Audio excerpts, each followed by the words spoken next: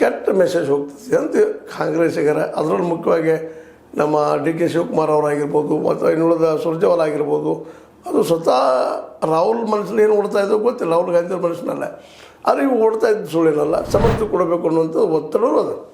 ಯಾಕಂತಂದ್ರೆ ಈಗ ಹೇಳಿದ್ದಿಲ್ಲ ನಿಮಗೆ, ಆದಷ್ಟು ಲಿಂಗಾಯತ ಜನರನ್ನು ಲಿಂಗಾಯತನ ವಿರೋಧ ಮಾಡ್ಕೊಳ್ಳೋದು ಬೇಡ ಆಗ್ಯದ ರಾಜ್ಯ ಮಟ್ಟದಲ್ಲಿ. ಆದರೆ ಅದೇ ಕಾಲಕ್ಕೆ ಇಲ್ಲಿ 70,000 ಜನಸಂಖ್ಯೆ ಇದ್ದಾರೆ ಅಲ್ಪಸಂಖ್ಯಾತರು, ಮುಸ್ಲಿಮ್ಸು. ಅವರು ಇವತ್ತು ಪೂರ್ತಿಯಾಗಿ ಎದ್ದು ನಿಂತಿದ್ದಾರೆ, ನಮಗೆ ಬೇಕಪ್ಪ ಈ ಸಲ ಅಂತೇಳಿ. ಅದರಲ್ಲೂ ಜಮೀರ್ ಅಹ್ಮದ್ ಖಾನ್ ನಿಮ್ಗೆ ಗೊತ್ತದ ಮಿನಿಸ್ಟರು, ಅವರಂತಿಲ್ಲ ಒಬ್ಬ ಅಲ್ಪಸಂಖ್ಯಾತ ಕೊಡ್ರಿ, ಸ್ವತಃ ಅವರು ಹೇಳಿದಾರಲ್ಲ ಕೊಡ್ರಿ ಅಂತ ಬೆನ್ನು ನಿಂತಿದ್ದಾರೆ.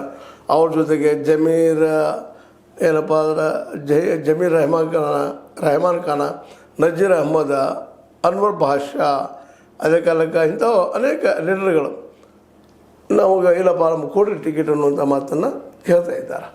ಹೀಗಾಗಿ ಒಟ್ಟಾರೆಯಾಗಿ ಇವತ್ತು ದಕ್ಷಿಣ ದಾವಣಗೆರೆ ಏನಾಗ್ಯದಪ್ಪ ಅಂತಂದ್ರೆ ಒಂದು ಕಾದ ತೆವಿ ಆದಂಗೆ ಆಗ್ಯದ. ಯಾರಿಗೆ ಕೊಡೋದು ಯಾರಿಗೆ ಬಿಡೋದು, ಕಾಂಗ್ರೆಸ್ಸಿಗಂತೂ ಕುತ್ತಿಗೆ ಬಂದಂಗೆ ಆಗ್ಯದ. ಇದು ಯಾರಿಗೆ ಕೊಡ್ತಾರೆ ಅನ್ನೋದು ಸಹಿತ ಎದುರು ನೋಡ್ತಾ ಇದ್ದಾರೆ ಬಿ ಜೆ ಪಿಗೆ ಕೊಟ್ಟು ಬಿಟ್ಟಿದ್ದಾರೆ. ಈ ಭಾಗದಲ್ಲಿ ಒಬ್ಬ ಏನಪ್ಪ ಅಂತ ಶ್ರೀನಿವಾಸ್ ಅನ್ನುವಂಥ ವ್ಯಕ್ತಿಗೆ ST ಸಮುದಾಯದಿಂದ ಬಂದಂಥವರು, ಅದು ಸಹಿತ